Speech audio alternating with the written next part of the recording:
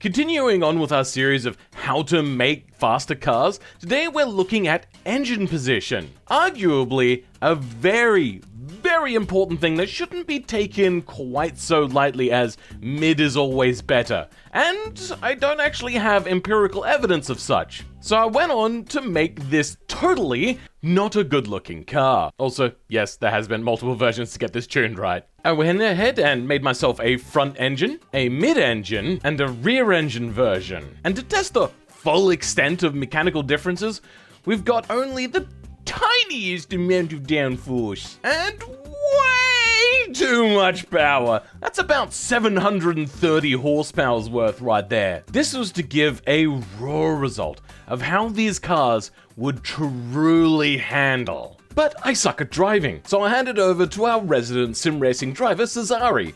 Some say I'm too scared of BBC's litigious copyright team, and that I won't make a Stig reference. You excited? I am. What is your hypothesis? Which one of front engine, mid engine, and rear engine will be fastest? Considering that this is a relatively low downforce car with lots of horsepower, somewhere around like 700-800 horsepower. I'm going to go with mid-engine, though I could see it going any of the three ways. Fair enough. Just make sure that you, because they do have a tendency, like all of them, have a tendency to snap oversteer. For some reason that I don't understand, I'd probably get better traction with putting on some crossplies. So yeah, make sure you don't Mustang it out of a Cars and Coffee. I'll do my best. Yeah, I'd think a rear engine would have the most traction because of the weight on the rear, but interesting. Sure, but then at high speeds is where you get your snap oversteer and rear engine. Ooh. Yeah. Do you have a preference though? I think I like front engine and mid engine a little more than rear engine, but that's about it. Do you have any suggestions on tuning that you would like to see in this setup? I like a car that can slip on command, basically. Like, oh, well, great, they all slip. it sounded like you were describing a little more than slip. I mean, I've been racing it with a controller, and I've just got it to the point where they're controllable, so get back to me, tell me how you want them tuned, I can just keep re-uploading them, and you can keep testing them out.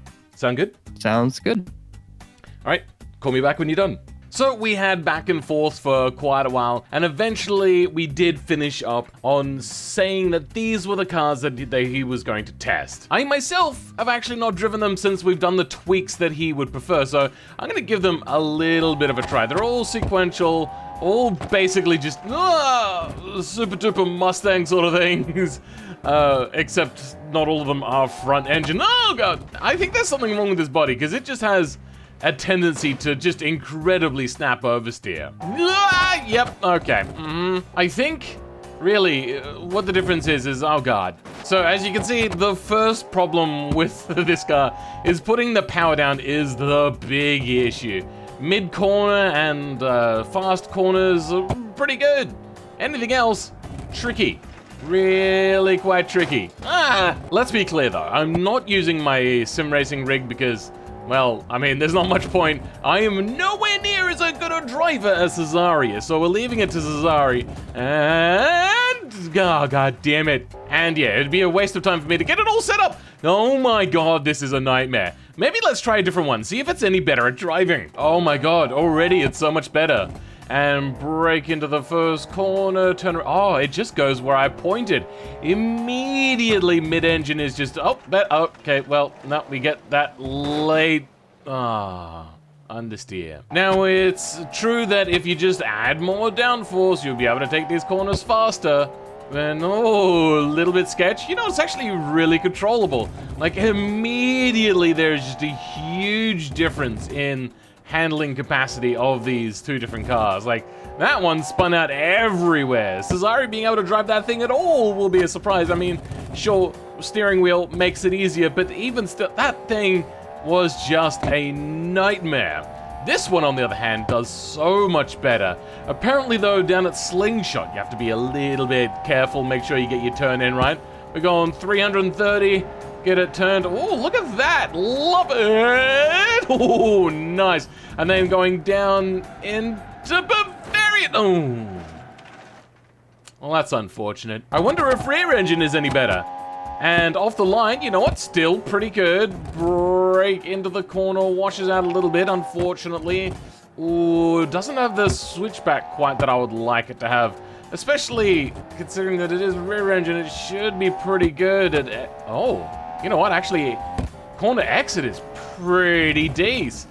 And then brake... Oh, okay, we got a little bit skittish there, but did it right. Carried way more speed than what I was expecting.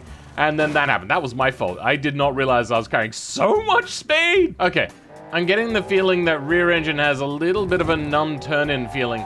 But if you time your braking just right, it will push down on that nose quite nicely. Oh my god, we do carry a lot more speed out of that corner. My goodness, and then, oh okay, nah, I've stuffed it up. Oh, have I brought it under control? Nah. There we go. That's the apex, and away we go. I see nothing wrong here. What about the Cotswolds? Get her braked and turned. Oh, it does feel different. It's a little bit numb, but if you do the braking right, it does pretty well. I wonder how a big fat rear engine car is gonna go around the slingshot and get it turned. No, okay, I stuffed it up and went too wide. Let's go check back in with Cesare. So here we have his 3 best laps, and immediately you can see how much a wheel improves a lap time. And skill. But mostly it's the wheel, I swear! Anyway, he mentioned that this version was quite good, except for its inability to put power down, which you would expect from a vehicle that doesn't have a lot of weight over the rear tires, which is where the power is going. Now, spoilers, this is the slowest lap, but he said it didn't feel as slow as the time indicated. This is probably due to the ferocious feeling, fun nature of front-engine rear-wheel drive. Well, let's now compare it to mid-engine, and I didn't get many opinions on this car because as we were talking about it, I realized automation had glitched and was exporting the wrong engine layout. So I didn't get many opinions. He did get the right version eventually though, and he did say that it does have more traction in mid-corner and corner exit.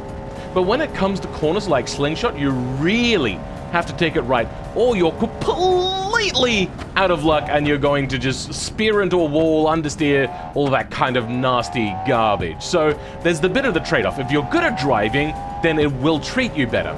He was also surprised by the speed a low downforce car like this could actually corner at, and the time does really indicate that. Finally, rear engine. Honestly, I didn't have much hope for this, otherwise more than just Porsche would bother with this layout. But nonetheless, here it was competitive.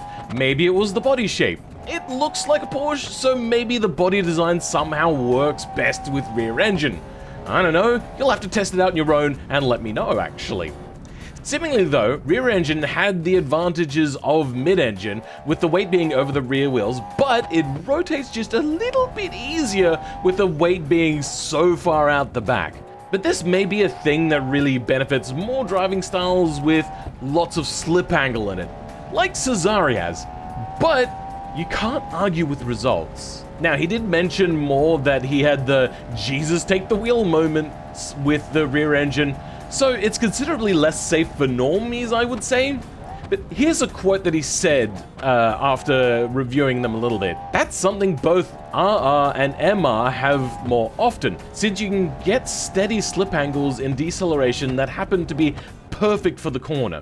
So the car basically drives itself through mechanical grip.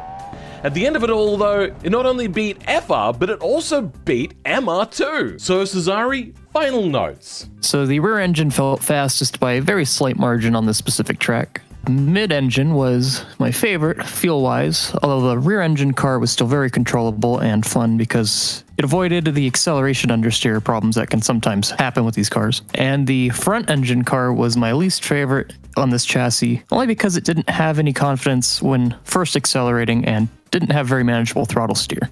All right, thank you very much. No problem.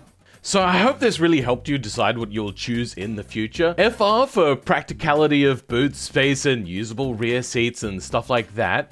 MR for more power delivery and the ability to have heavier engines and a livelier driving experience. And RR if you really want to die on the second lap after getting the fastest lap of the day. Anyway, I hope this has been helpful, but for now, I'll catch you guys next time, and bye!